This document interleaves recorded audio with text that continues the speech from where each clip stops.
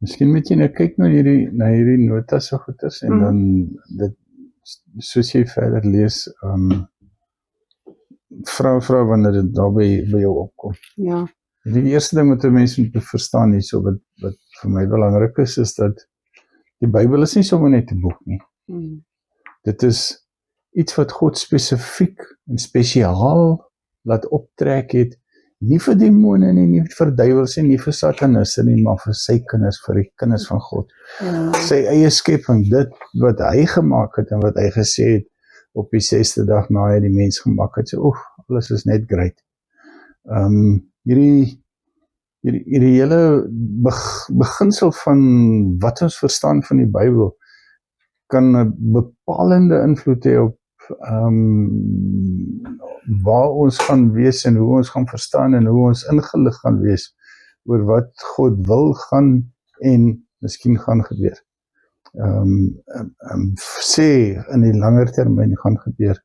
Nou, die een ding omtrent die Bybel wat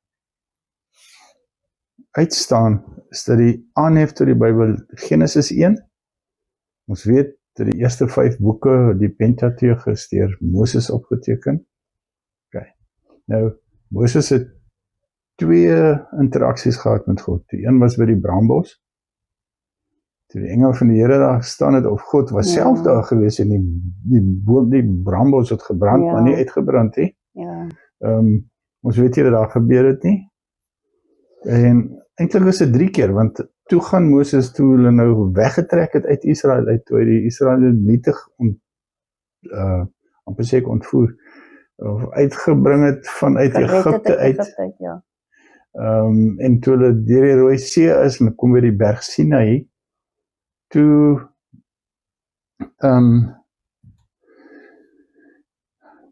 het Moses eerste ontmoeting gehad met die Here, weer eens, bo op die berg, dis waar hy die tablette wat God met sy eie hand geskryf het ontvang het. En toe Moses dan nou afkom tot of die Here sê vir Moses, jy moet gaan kyk wat gaan onder in daai kamp in. Want daai ons is besig om afgode te dien. Toe het hulle die goud versamel, nogal Aaron. En 'n goue kalf gemaak en hulle is besig om te dans en die stuk ding te aanbid. En hy was saam met Moses by die Egiptenaar by Farao gewees. Presies. En gesien wat God gedoen het. Presies. Al die plan so aan en nog steeds het hy daai goue kalf. Toe die Israeliete vir hom vra nou maar, geef ons iets om te aanbid, iemand of iets om te aanbid. En deur al die wonderwerke wat die Here gedoen het, gaan na Aaron nog ook, saam met die Israeliete, en hy bou die goue kalf. Maar dis 'n moeilike ding om regtig te verstaan hoe daar se koppe gewerk het, want hulle het nie die Heilige Gees gehad, soos wat ons het nie. Maar hoe die blou ongeluk kan 'n mens God misken? Nommer 1, deur die laaste plaag wat daar was, het die eerstelinge van die volk gesterf het, was die bloed aan die deurrame geverf, en God se engel van die dood het verbygegaan daar, want die bloed was die teken dat hulle God gekies het. Ja, en dit is so mooi, want dit is ook 'n teken van Jesus.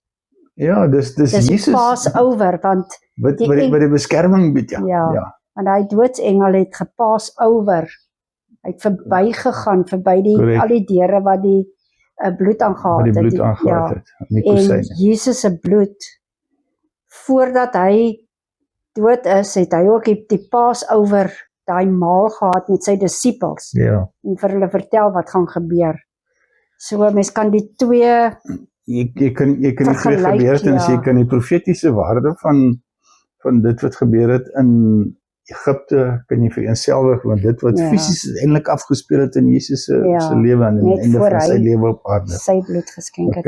En wat ook so pragtig. Dis die eerste ding, maar ek wil net hierdie goedjies gaan maar. Die tweede ding wat gebeur het, moet 'n mens verstaan dat terwyl hulle in die woestyn, nou ons was daar in Saudi-Arabië in Jeddah, En ek meen, ons het in die woestyn gestaan, jy was hoe lank? Seker omtrent 3-4 minute buitekant in die woestyn in die son? Ja, seker maar bietjie langer voordat my... Okay, maar toe moes ons jou apteker toe vat, want toe is jou retina geskroei.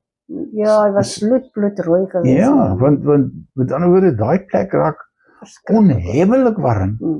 En ons is in elk geval nou nie gebou gewees vir daai tipe goed nie. Maar die enigste ding wat jou red vanuit daai verskriklike, ek wil sê, dis soos om binne in 'n pot olie te beland. Soos jy broei en bak en te kere gaan, is net skadu. Ja. En God trek saam met Israel. In die dag het hy 'n wolk wat 'n skadu oor die volk hou terwyl hulle trek, dat die son hulle nie gaan kry nie. En in die nag, daar staan 'n vuurpilaar waar God vir hulle lig gee dat hulle kan sien wat om hulle aangaan. Ja. By die Rooi See, toe hulle deur daai Rooi See gegaan het, sien hulle Moses staan met sy herderstaf of sy stok en hy steek hom uit oor die see word gekloof. Hulle gaan deur aan die kant toe op droë grond omtrent en toe maak dit agter hulle toe. Nou hier is oor die toemaak stories is daar 'n groot revelation. Ons sal nie daar gaan krap nou nie. Maar die volk Israel het geen verskoning, want en ek sê dit nie uit 'n veroordelende oogpunt nie. Ek sê hulle was gedurig deur, hulle was in die heerlikheid van God gewees in die nag en in die dag en in Israel en met die hele tyd toe hulle getrek het, God slaan water uit 'n rots uit 'n enorme rots by Horeb en die ouens kry water genoeg vir 6 miljoen mense vir ek weet nie hoe lankie. Maar die Israeliete was met ander woorde, alhoewel hulle uit 'n heidense omgewing uitkom en waarskynlik al die heidense gebruike en ongeloof en twak saam met hulle gedra het in die woestyn in. Sien hulle hierdie God? Ja. Wat gebeur? Toe Moses die tweede keer opgaan na God toe gee God vir my die 10 gebooie op die kliptafels wat God met sy eie hand geskryf het. Moses kom, hy vererg hom so. En ek weet nie of ek anders as hy so gewees het, maar hy gooi hy klippe, het net sien flarde, net splinters vat. Toe laat hy die ouens, dit was nog interessant, hy die goue kalf laat opmaal, en dit gevat nou hulle drinkwater gegooi. Sodat hulle die bitterheid van dit wat hulle gedoen het kon ervaar. Maar, toe gaan Moses terug op derde keer wat Moses in die heerlikheid van God, toe Moses afkom van die berg af. Hy het 40 dae saam met God, so wat ek wil probeer sê is die Bybel, en die Bybelse gebeure wat Moses opgeteken het in Genesis, Exodus en Levitikus, Deuteronomium, daai gedeeltes. Die eerste gedeelte, Genesis, dat is net een plek waar hy dit gehoor het. Wat gehoor het? Gehoor het van, hoe is die mens gemaak, hoe is die aarde gemaak, hoe is die diereryk gemaak, dis kom hy van opskryf, en by wie hoor hy dit? By God self. Hy moes dit by God self gehoor het. Dit was nie asof God dit vir iemand anders te gesê het. Vir Moses sê hy, skryf op, boetie. Al hierdie goeters wat jy sien, al hierdie goeters wat jy hoor, al hierdie dinge wat ek jou vertel, van die skepingse geskiedenis en die mense geskiedenis en wat gaan gebeur en al die tipe van dinge. So, die Jode sit, ek sê loslik die Jode, maar die mense in Israel, die Israeliete sit vir ongeveer 2000 jaar plus al met die skrif soos wat God dit oorgegee het en wat soos hy vir Moses vertel het. Want Moses was 2600 jaar nadat Adam gebore was, is die tyd wat hy die volk Israel uitgelei het uit Egipte uit. Okay. Dit staan opgeteken in die geslagregisters en die nasate van, as jy die datums en die ouderdomme van die mense vat en jy doen die sommetjies, dan kom het 2604 jaar, dink ek, kom het uit. So, al die goed, die dinge soos die wêreldvloed. Het daar enige iemand na die wêreldvloed oorgebly behalwe Noag sy 3 seuns? En sy vrouens. En hulle vrouens. Daar het niemand anders te oorgebly. So wat van daai ouens het by wyse van oorlewering al hierdie verhale vertel? Wie was daar wat nog gelewe het toe Moses die skrifte moes begin opteken, wat in staat was om die detail van wat daar gebeur het te kon oordra Moses? Daar was niemand nie. Want nergens in die Bybel staan dat daar enige persoon is wat 2600 jaar oud geword het, byvoorbeeld. God het self ons vir Moses dit gegee om op te skryf. Korrek. Want dis God se woorde. Maar wat vir my so baie oulik is dat Jesus was van die begin af. Was hy die hele tyd by, want toe die God in die braambos, die engel van die Here, wat met 'n hoofletter geskryf is. Dis waarskynlik Jesus Christus self gewees, ja, wat in die braambos aan Moses verskyn het op God se opdrag. So, en dit is vir my baie interessant, dat ek weet nie, mens kan nie twyfel dat Jesus van die begin af daar was nie. Ja. So ons is nou al by waar hulle uit Egipteland uit is, maar in die begin toe God die aarde gemaak het. Die Heilige Gees het ons gesweef oor die aarde. Hy was die ontwerper gewees. Ja. En Jesus het dit uitgevoer. So, van die begin af. Tot in Revelation. Wat Openbaring was Jesus daar. Maar Jesus word genoem al hier in Genesis. Wanneer God vir Islam sê, hey, daar ek gaan op jou kop trap. Jy gaan sy akskeen byt, maar verby met jou ou seun. So dis 'n ander, ek dink dis 'n ander ding wat ons moet bespreek as ons praat oor Jesus, want selfs Jesaja het geskryf al van hom, alles. Dis lang voor die tyd, lang voordat dit gebeur het. En hier is juist die dinge. Is 2 skrifgedeeltes wat 'n mens kan lees en wat dit vir jou wys. Die eerste ene dink ek is in Genesis 1 vers 1 waar daar geskryf staan hierso. Ek net die regte vertaling hierso optel gou. Daar sê in Afrikaans. Genesis 1 vers 1 sê, in die begin het God die hemel en die aarde geskape. En die aarde was woes en leeg, en duisternis was op die wêreldvloed, en die gees van God het gesweef op die waters. Okay, ons weet, dis die ontwerpgedeelte. Nou, hier is, om insig te kry in wanneer was hierdie begin, as ons gaan lees wat Jesaja geskryf het. In Jesaja 46 vers 9 en 10, hy sê, en dis God wat praat hier met Jesaja, hy sê vir my, ek dink bietjie aan die dinge wat tevore was. Nou as jy gaan kyk na daai woorde wat vertaal is, wat tevore was, dan beteken dit, wat in die verdwyning van die tydlose ewigheid, voor Adam en Eva, voor die aarde se bestaan. Dis die inslag wat in daai woord opgesluit is, een van die betekenisse van. Wat God sê van ouds af. Hoekom sal hy sê van ouds af as dit van Adam af was? Dan sê ons sê van Adam af. Dis voor Adam en Eva. So dit was ver voor Adam en Eva gewees. Hy sê, dink aan hierdie goeders, dat ek God is, ek is die een wat daar was. Ek is die een wat dit gemaak het. Dit sê staan so in Genesis 1 vers 1. God het dit gemaak.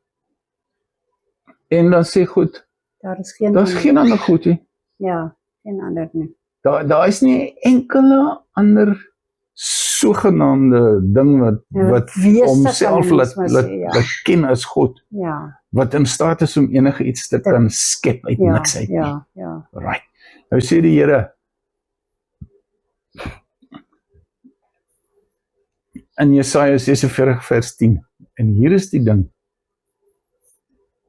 of een van die beginsels wat God eien as God. Dis die feit dat hy van die begin af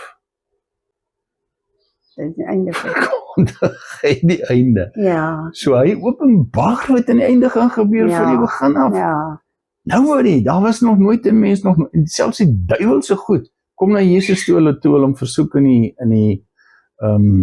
die woestyn, en gedurende sy 40 dae wat in die woestyn gewandel het, toe die Heilige Gees hom daarin gevat het.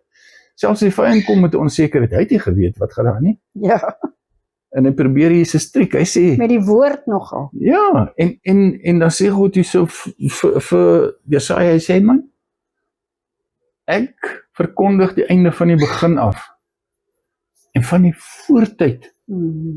Nou voortyd of tyd het begin op Adam en Eva met die skepping of die herskepping van die aarde. Okay. Voor dit was daar nie tyd nie. Ja, dan het God die dag en die nag en daai tyd. En die donker en die duister en die aand, en dit was aand en dit was môre, die eerste dag. Toe tyd begin, ja. Toe tyd begin, want nou begin as 'n ritme wat intrek en wat dit aftel. Ons horlosies se goed is die arme horlosies en ander goed is, selfs die elektroniese horlosies werk nog steeds op grondslag van 'n ritme. So daai ritme is deur God ingestel, en dit help ons om tyd te kan meet en te kan verstaan. Ja, maar God is buitekant tyd. Hy staan buite tyd. Ja. Hy is nie onderworpe aan tyd soos ons nie. Hy word nie deur tyd, ek wil sê amper beheer nie, want ons word deur tyd beheer. Ons lewens se goeders, as ons nie fyn beplan is nie, dan kom ons nie deur die dag nie. Okay. En weer eens, wie God is, hy verkondig van die begin af die einde, en vanaf die voortyd af. Ja. Vertel hy die goed wat nog nie gebeur het. As jy kyk na Jesus se sterwe in 70 na Christus, is opgeteken in Daniël, Ja. wat die detail daarvan gesien het, toe nie gesien het, ontvang het van God af, deur die engel Gabriël, wat dit aan hom kom openbaar maak het en hom kom wys het. Wanneer gaan Jesus sterwe? Wat gaan die gevolg wees van sy sterwe? Bla bla bla. Allerlei tipe van goeders. Dit is lank 600 jaar plus of 1600 jaar. Ek is nie seker van die tyd raamwerkie. Maar dit is jare voordat Jesus gesterf het aan die kruis. Maar weet jy wat? Ons het moes nog gesien om Chuck Missler en Larry Ellison en hierdie pragtige John Barnett, hierdie pragtige leraars. As hulle begin en hulle haal hierdie goeders uit mekaar uit, dan sien 'n mens 'n nuutheid. Jy kyk met nuwe oë na die tydverloop en die dinge wat daar gebeur. En die absolute akkuraatheid, Jonathan Kahn praat ook daarvan. Die absolute akkuraatheid van die gebeure, toe Jesus gesterf het, was dit op hulle Sabbat, en dit was die Sabbat van die Passover gewees, okay, en hier,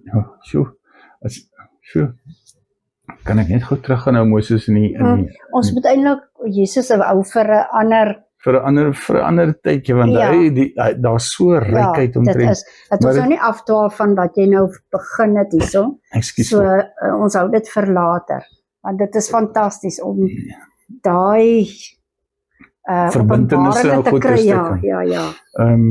So hier is iets wat my verskriklik hard gestryk het nie, maar wat vir my 'n wow oomblik was, toe ek skielik begin besef, toe ek dink daaroor. Hier is hierdie Israeliete, selfs die ou wat die hoë priester geword het, was nie naby God toe. anders sou hy nooit gestaan het as 'n agent om afgode te bou. Ja, Aaron, Sy naam is die volkie. Ja. So, hy was die people pleaser gewees. Ja.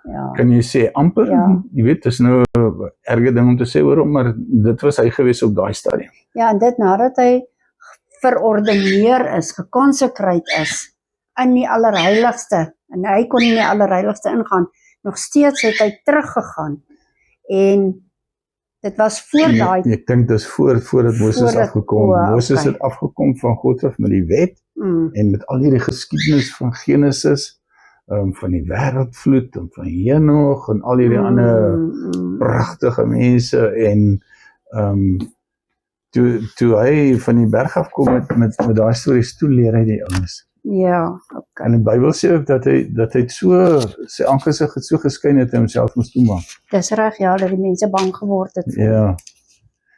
Okay, maar nou sien die mense die volk, en weet jy wat nie? Die ding wat my vanoggend getref het, is die volgende: die Here gee vir daai Israeliete kos in die woestyn. Hy gee vir hulle manna, waarmee hulle broodkoekies so goed kon maak. Daai manna het net 24 uur gehou. Volgende dag is dit vrot. Geraak, ja. Maar dieselfde manna hou vir 'n naweek. Dis reg. Wanneer hulle nie op die Sabbat mag bymekaar gemaak het nie. En wat nog wonderliker is, daai selfde manna is in die tabernakel, né? Wat hoeveel jare oud is al. Ja, dis in die ark gesit. Ja. Nou en hier is iets wat 'n mens moet bedink aan, en iets wat jy moet gaan ondersoek, want dit sê God sê vir Moses, vat van hierdie manna, sit dit in 'n kleipot. Nou ons weet dat 'n kleipot nie vir ewig gaan hou nie. Ja. Seël dit en sit dit binne in die ark. Ja, Nou die eerste ding wat 'n mens as jy die geskiedenis van hierdie manna volg, dan sê dit hierdie manna gaan 24 uur hou of 'n naweek. Ja. Sê 48 uur, ja, 2 dae. Ja, maar dis binne in die ark toegesluit. Dis binne duisende jare nou. Binne in die ark, en ek sal nie sin toe gaan nie, want dit is 'n groot storie. Bitter groot storie. Baie groot. En dan kom, wat ek dit so stel, die manna verteenwoordig die wonderwerke van God. Ja. Okay. Waar word beland hy? Binne in die ark, word binne in die ark gesit. Die woord wat Moses in hierdie geskiedenis wat hy moes opteken, was dit?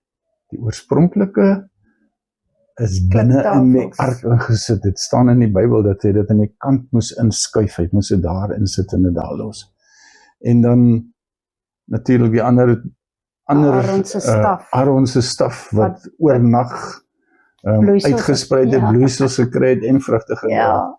Ja. Dit alles is in die ark. Dis alles binne in die ark, nog steeds behoue gebly. Waar dit is totdat die Here die ark gaan laat tevoorskyn kom en dit opgemaak word. Maar hier is die afleiding wat ek maak uit dit uit. Die woord van God nie aanbid word nie. Ja. As dit nou tensy dit Jesus wat ook praat as die woord van God, ja, maar hy is die persoon in die verbeliggaming van die woord van God. Ja. Maar die woord van God moenie afgod raak nie, want God vat hom en sê, hey, sit hom binne in jou hart. Ja. Sit hom binne in die ark. Ek laat my engele bokant, ek laat hulle vlerke uitsprei bo die woord, sodat ek jou kan beskerm teen of met dit. En dan die ander ding wat ek aflei het is, maar ons moenie net wonderwerke en tekens vir ons so afleiding word, laat ons ook kan dwaal as gevolg van dit. Ja. Mens moet sê, jy moet heeltyd dink, deur wie het dit gebeur? Waar kom dit vandaan? Ja, en die persoon, God, Jesus, Heilige Gees. As God dit so belangrik ag, dat Moses moet weet van die geskiedenis van die mensdom, die geskiedenis van die geslagte, waar hy self Moses vandaan kom, waar Abraham vandaan kom, waar die Arabiere, of wat ons ken as die Arabiere, maar eintlik die Efraimiete is. As God dit so belangrik ag, dan beter ons ag slaan op dit wat daar gebeur het. Ja. En God dreig ons nie met dit nie. En hier is vir my die inslag. As jy die Bybel lees, daar is 'n hele klomp dinge wat dit nie is nie. Eerstens, dis nie 'n swaard waarmee jy ore afkap nie. Ja. Jy val nie mense aan Ja. met die skrif, met die woord van God en dit wat jy sien daarin. Dit is vir bemoediging om te sê daar staan geskrywe, daar is soveel beloftes van die Here dat 'n mens eerder vir 'n persoon kan gee as om ore af te kap. Okay. Nou daai ore afkap syndroom of demoon wil ek sê, was die goed wat uiteindelik veroorsaak het dat hulle Jesus vermoor het in Jerusalem. Ja. Ek dink amper dat ons moet dit nou bring na 'n afsluiting toe. Ja. Dan kan ons weer by 'n volgende bespreking kan ons nou weer aangaan. Maar ek wil net hierso wat jy gesê het, hierso is 'n God self dikteer aan Moses, het jy gesê, deur God self oorgegee aan Moses geskryf en ingegee. En hierdie boek wat opgeteken is ewig en onveranderlik. God lieg nie.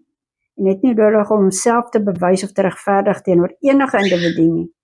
Die hele boek is geskiedenis en word oorvertel sodat ons insig kan hê in waar ons vandaan kom. En God vertel dit aan Moses as samevatting van dit wat gebeur het, wat jy soos jy gesê het, aan die begin van Adam. En dan is in die mens se aardse bestaan. Tot op die datum waar Moses met God in vergadering is, en maar dit is 'n samevatting van gebeure, ja. Dis 'n samevatting van gebeure. En dit bevat reeds profetiese verwysings na Jesus, soos ons al gesê het. Okay. Dit kom om ons te verlos. En ek dink ons volgende gedeelte gaan ons meer oor Exodus. Ons het al Exodus aangeraak. Ja, okay, cool. Ek dink voordat ons Exodus toe gaan, miskien het ons net die volgende ding, want die aanhef vir my is die volgende. Genesis is God self in die praat. Dis die eerste boek in die Bybel. Die laaste boek in die Bybel is Openbaring. Waar Jesus aan die Wie is aan die woord?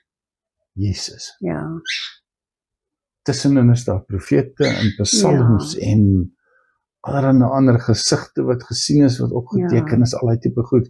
Maar hier is die belangrike dinge wat sê. Die belangrikste boeke vir die mens behoort Genesis te wees van die oorsprong af. Ja. En wat God se oorspronklike plan was, jy moet gaan soek en dit kry, want dit is alles daar. Ja. Tot die uiteinde van die ding. Nou, tot Openbaring waar Jesus aan die woord was.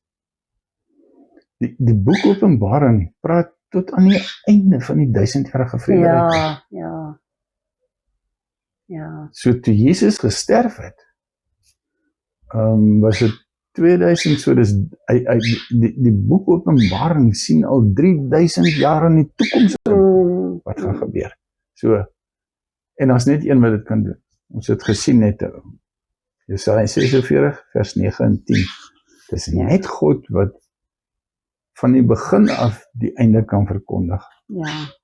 En soos ons verstaan is omdat hy buitekant die dimensie van tyd, buitekant die gevangenskap wat tyd vir 'n mens kan raak staan. En hy sien al hierdie goeters. Ja. En hy sê ook nie, as hy praat oor in Openbaring van al die verskrikkinge wat kom, dan moet hy ook baie versigtig omtrent hoe jy dit benader, want sê die Here dit om mense te veroordeel? Nee. Sê hy dit om hulle aan te val? Nee. So ons moet verstaan dit, selfs die boek Openbaring en die verskrikkinge wat daarin opgeteken is. Dis God se hart wat dis God se hart wat vir ons probeer sê, hey boys, asseblief kom terug na my toe. Ja, dit is maar, want soos ek nou al in die Bybel ook al gelees het, verskillende boeke in die Bybel, dat God se hart is daar altyd dat ons hom moet raak sien en hom vereer. Korrek. Voor die dinge van die aarde, want dit is wat verbygaan. Die aardse dinge gaan verby, maar hy gaan nooit verby. Hy is ewig. Dis van die begin tot die einde. Tot die einde. En toekomstige tyd. In die datumlose tydlose tyd, ja. Tydlose toekoms. Ja, dankie. So ek dink is belangrik dat as ons hierdie goede as ons daai twee konsepte kan kry en alles wat tussenin is sien of tussen Genesis en Openbaring, as ons al die ander goeie sien, soos God het 'n skilderraam gevat en hy die buitelyne getrek, Genesis en Openbaring. En dan kom die profete en nou begin die profete en die konings en die psalmiste en al hierdie ouens begin nou die prentjie inkleer en inteken en so aan. En God self gryp in, sodat die ouens die verkeerde kant toe stap, stuur hy sy regterhand, Gabriel, die een boodskapper, die leraar, the revelator, the one who's able to die een wat die hart van God kan oorplant in die mens in. Dink jy as 'n ander ouetjie wat dit gedoen het nog nie? Ons weet ons hier is nou net wat ons praat van die engele. Ja. Wat Jesus is verhewe bo die engele. Alles onderworpe aan hom. Hy soos Gabriel is die boodskapper. Hy is die boodskapper. En Michael is die archangel. Ek meen Gabriel moet 'n spesiale ouetjie wees. Ek sal nogal die tyd by hom wil gaan sit en net met hom praat eendag as Here ons toelaat. Ek dink ons moet eendag met ons daai teaching bring, daai lering bring oor engele. En dit gaan ook nogal baie oulik wees, dink ek. Baie openbaringe wat daarin gaan verskyn, wat ons deur die jare al meegemaak het of ondervind het, maar laat ons nou maar klaarmaak dan. Wat pragtig is wat jy hier sê, dat die Bybel is 'n liefdesbrief. Ja, wat God vir ons skryf om ons hart op hom gerig te hou. Ja. So. En ons moenie die Bybel of die skrifte verhef bokant 'n verhouding met God. Ja. Jy kan nie, as jy mens dit doen, dan verhef jy en raak die woord of die Bybel raak belangriker as die God wat die outeur was van dit. En dis ook hierdie ou wat die scribe was, soos Moses, wat die belangrikste is, bly nog steeds die een wat die oorverteller is, die een wat die storie vrystel. God, hy moet altyd opper belangrik bly in ons harte en in ons gees en ons benadering. Dit is so. En dit is hoekom God self vir Moses begrawe het. Anders sou die mense Moses vereer het en nie vir God nie. Ja, daar was soos daai ander perd wat daar in dis hy daai ander wat in daai plek kom maar verseël is en so aan. Anders was daar so 'n plek gewees vir Israeliete ook. Ja, soos Mekka. Maar nee maar hier is vir my die kosbare ding. God sê maak die ark. As jy wegstap van hierdie plek af van die ark saam. Maar dis net die priesters wat hom mag dra. Ja. Want die res van julle ouens is bietjie rof. Ja. Okay. Maar ek dink die ark is ook 'n baie dis 'n geweldige groot openbaring, maar kom ons sluit nou af. Ons sluit af met hierdie ding. Kom ons bid net oor. Ja. So Here, ons sê baie dankie dat U vir ons hierdie goed te wys en dat U hierdie ding aan ons openbaar. Ons vra in Jesus se naam dat die ore wat dit sal hoor, die harte sal laat oopgaan. En dat U, Here, daarin 'n nuwe tabernakel en 'n nuwe ark kan bou. Binne elke persoon. Ons bid dit in die naam van Jesus Christus, ons Here. En dankie, soete Heilige Gees, vir die geweldige krag en teenwoordigheid. In hierdie dinge wat ons van praat in Jesus se naam. Amen. Ja, Here, en ek wil ook nie hê dat die mense net ons woord glo nie, maar dat hulle in die woord gaan en gaan ondersoek doen. Dit wat ons sê, is dit die waarheid? Sodat ek wil graag hê, Here, ons moet dieper en dieper en dieper in die woord ingaan om u hart daar te gaan uithaal. Yes, Lord. So my hart is ook, Here, Heilige Gees, dat u dit aan die mense se harte sal openbaar. Ja. Dat hulle gaan ondersoek instel en kyk wat se lieflike, wonderlike diepte en liefde daar in God se woord is vir hulle. Ons bid dit in Jesus se naam. Amen. Thank you, Lord. Thank you so much.